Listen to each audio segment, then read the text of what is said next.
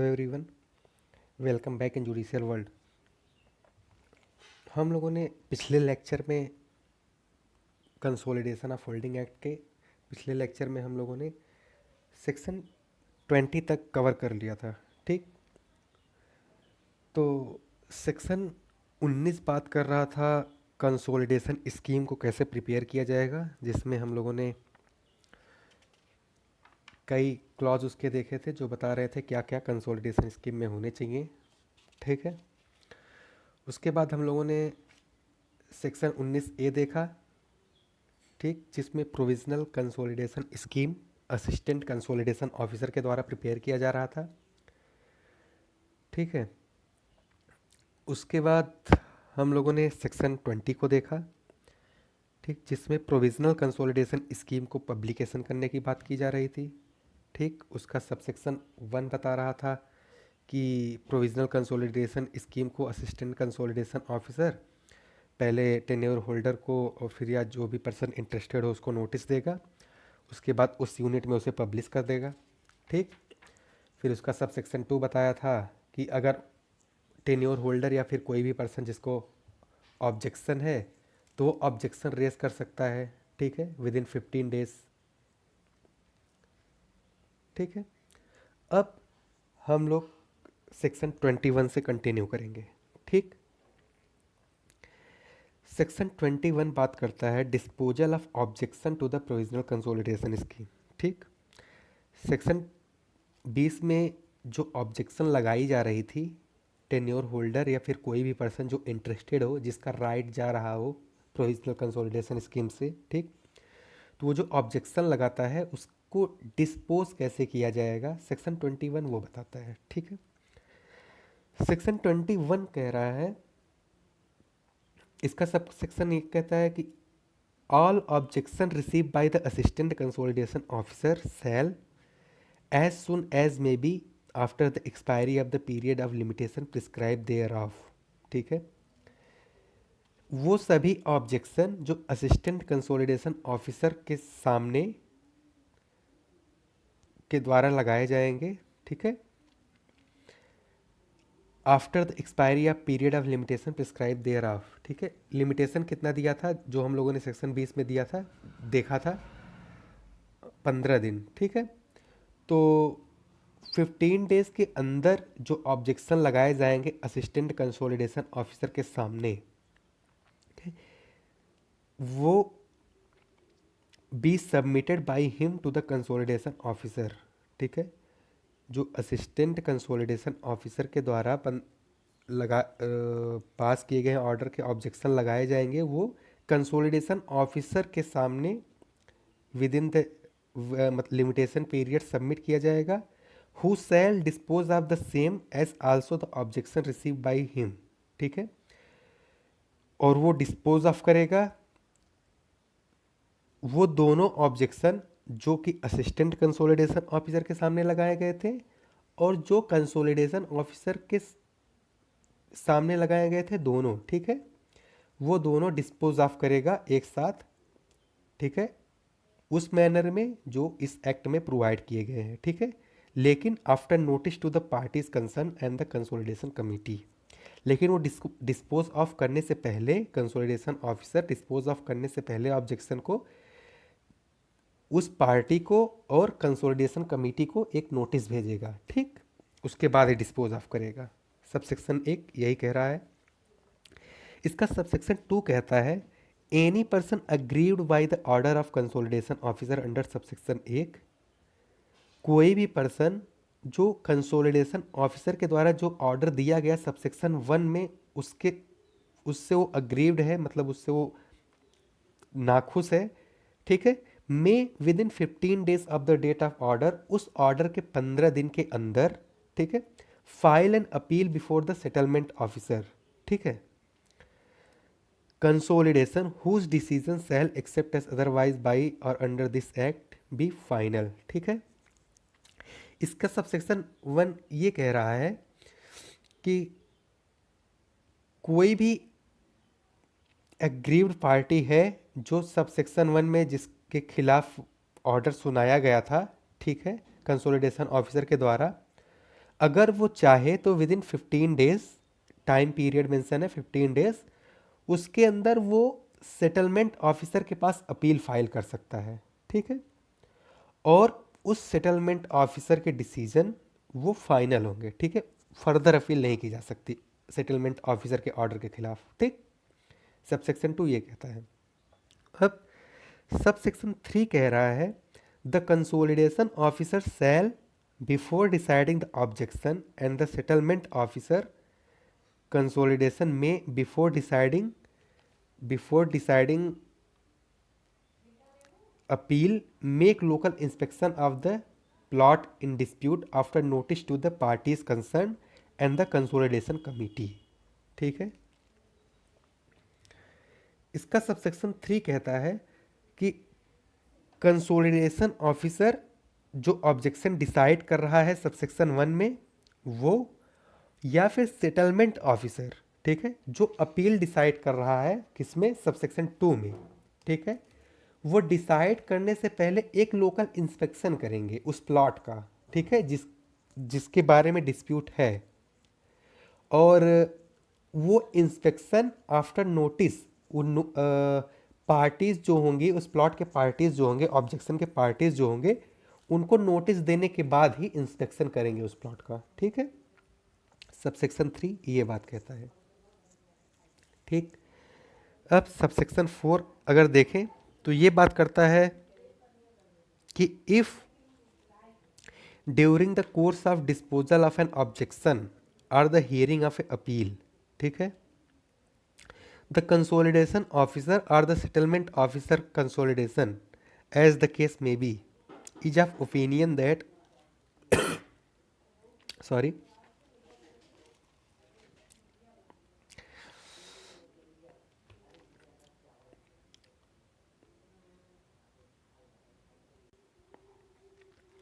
Subsection 4 कहता है if during the course of disposal of objection or the hearing of appeal the consolidation officer or the settlement officer consolidation as the case may be is of opinion that material injustice is likely to be caused to a member of tenure holder in giving effect to the provisional consolidation scheme as prepared by the assistant consolidation officer or as subsequently modified by the consolidation officer as the case may be। ये कह रहा है कि due मतलब जब consolidation officer या फिर settlement officer during the time, उस टाइम जब वो केस को डिस्पोज ऑफ कर रहे होंगे, ऑब्जेक्शन को डिस्पोज ऑफ कर रहे होंगे, ठीक है, उनको ऐसा लगता है, ठीक है, उनको ऐसा लगता है is of opinion that material injustice is likely to be cause to a number of tenure holder for giving effect the provisional consolidation scheme. उनको ऐसा लगता है कि अगर ये प्रोविजनल कंसोलिडेशन स्कीम इन्फोर्स में आता है तो कई सारे टेन्योर होल्डर के साथ इनजस्टिस हो जाएगी। ठीक है, वो प्रोविजनल कंसोलिडेशन स्कीम जो प्रिपेयर किया गया है बाय असिस्टेंट कंसोलिडेशन ऑफिसर, ठीक है, या फिर जो सब्सक्वेंटली मॉडिफाई किया गया हो बाय कंसोलिडेशन ऑफिसर के द्वारा। ठीक है, as the case may be, and that a fair and proper allotment of land to the tenure holder of the unit is not possible।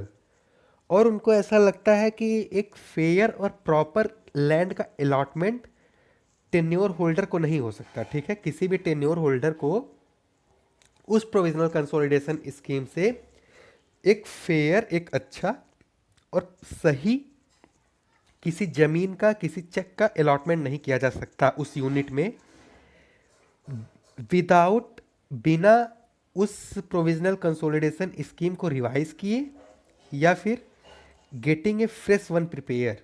ठीक है, या फिर एक नया प्रोविजनल कंसोलिडेशन स्कीम प्रिपेयर करके। ठीक है, it shall be lawful for the reason to be recorded in writing for the consolidation officer to revise the provisional consolidation scheme. ठीक है, तो ये लॉफुल होगा, ये विधि के अनुसार सही होगा कि कंसोलिडेशन ऑफिसर उस प्रोविजनल कंसोलिडेशन स्कीम को रिवाइज करे after giving a opportunity of being hear to the tenure holder concern. उन टेन्योर होल्डर को सुनने के पश्चात उनको अपॉर्चुनिटी देगा कि उनको सुने, ठीक है, और to remand the same to the assistant consolidation officer, या फिर उनको असिस्टेंट कंसोलिडेशन ऑफिसर के समक्ष भेज देगा विथ सच डायरेक्शन, ऐसे डायरेक्शन के साथ जो कंसोलिडेशन ऑफिसर नेसेसरी समझे, ठीक है। या और सेटलमेंट ऑफिसर रिवाइज कर सकता है प्रोविजनल कंसोलिडेशन स्कीम को। इसका सेकंड क्लॉज कहता है उन पार्टी को, उन टेन्योर होल्डर को अपॉर्चुनिटी देगा अपने समक्ष बात रखने के लिए, ठीक है। या फिर उनको असिस्टेंट कंसोलिडेशन ऑफिसर के पास, जैसा कंसोलिडेशन ऑफिसर या फिर कंसोलिडेशन ऑफिसर के पास as the settlement officer consolidation may think fit with such direction, जैसा वो डायरेक्शन दे उसके साथ वो भेज देगा, ठीक है। अगर मतलब एक समझे सेक्शन 4 क्या कह सब सेक्शन 4 क्या कहता है, तो ये बस ये कहना चाह रहा है कि हियरिंग के दौरान जो ऑब्जेक्शन है उसको डिस्पोज ऑफ करने के दौरान अगर कंसोलिडेशन ऑफिसर और सेटलमेंट ऑफिसर को ऐसा लगता है कि जो प्रोविजनल कंसोलिडेशन स्कीम प्रिपेयर की गई है कंसोलिडेशन असिस्टेंट कंसोलिडेशन ऑफिसर और कंसोलिडेशन ऑफिसर के द्वारा उसको अगर इन्फोर्स में लाया जाता है तो ज़्यादा मतलब नंबर ऑफ टेन्योर होल्डर को उससे इनजस्टिस होगा, ठीक है, उनके साथ सही नहीं होगा।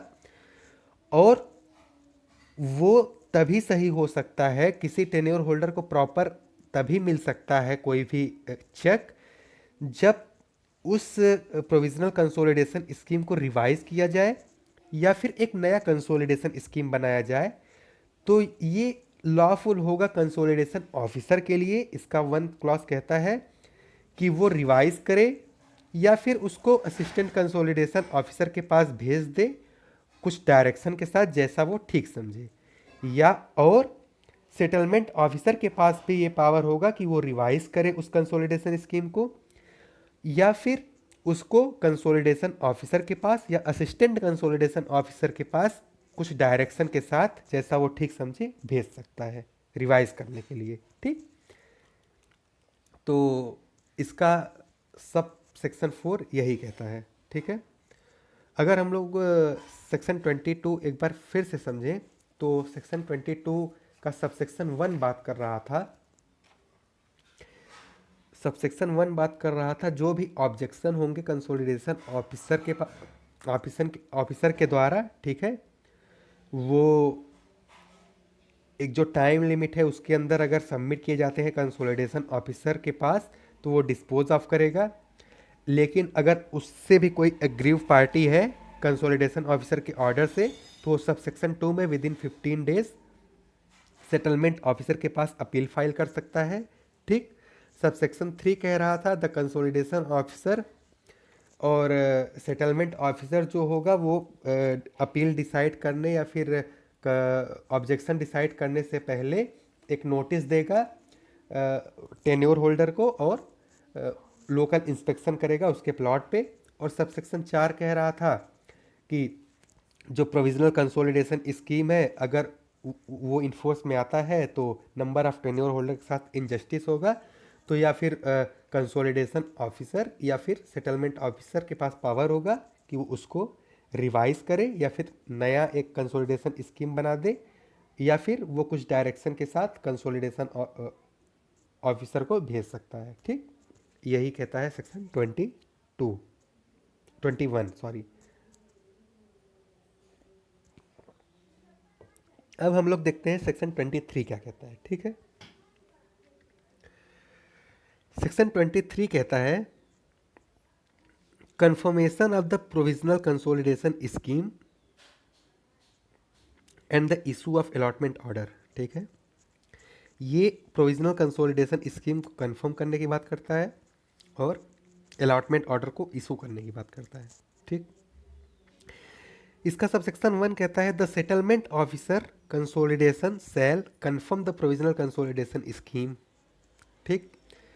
कौन कंफर्म करेगा कंसोलिडेशन स्कीम को? सेटलमेंट ऑफिसर, ठीक है। सेटलमेंट ऑफिसर कंसोलिडेशन स्कीम को कंफर्म करेगा।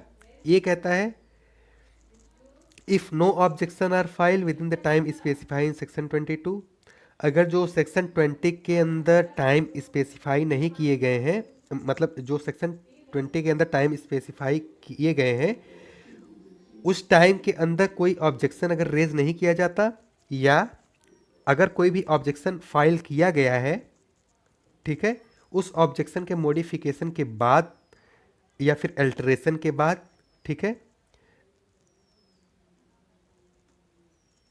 सेटलमेंट ऑफिसर के पास ये पावर होगा कि वो प्रोविजनल कंसोलिडेशन स्कीम को फाइनल कर दे। ठीक है।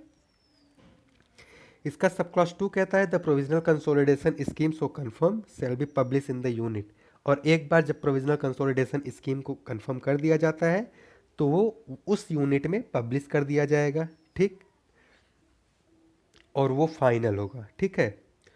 और सब क्लॉज 3 कहता है कि जहां वेयर अलॉटमेंट मेंट, जहां अलॉटमेंट सेक्शन 90A के अंदर कर दिया गया था और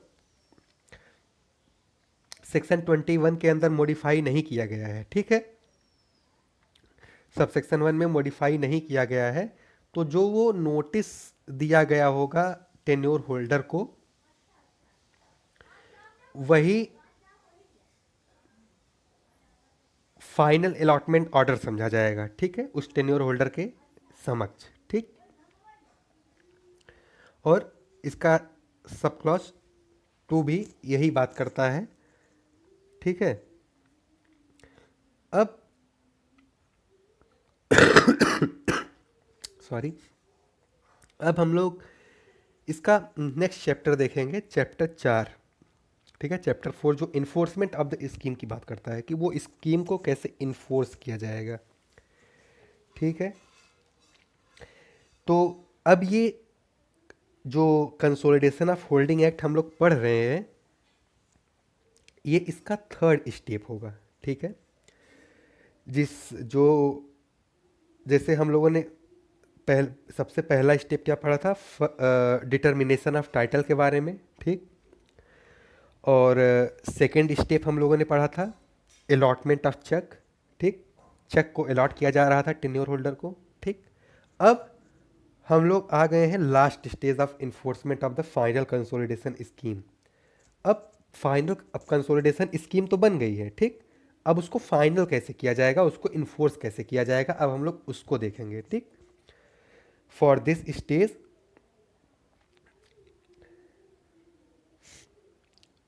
जो इन्फोर्समेंट डेट होगा वो सेटलमेंट ऑफिसर के द्वारा फिक्स किया जाएगा। ठीक है, और उसके द्वारा चेक की जो बाउंड्री होंगी वो भी उसके द्वारा अलॉट किया जाएगा। ठीक है, और ये सेक्शन जो होगा वो टेन्योर होल्डर को लाइबिलिटी भी देगा। ठीक है, किस बात की लाइबिलिटी, कि वो कंपनसेशन पे करे।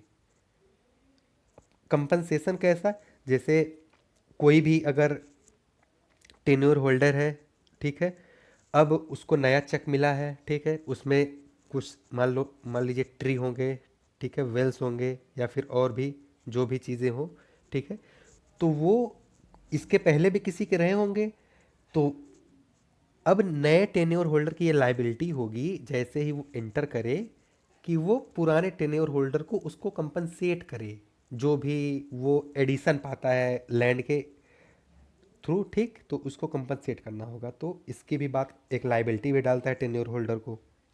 ठीक है, तो ये सब हम लोग इस चैप्टर में देखेंगे, लेकिन नेक्स्ट लेक्चर में। ठीक है, आज के लिए इतना ही। Thank you so much.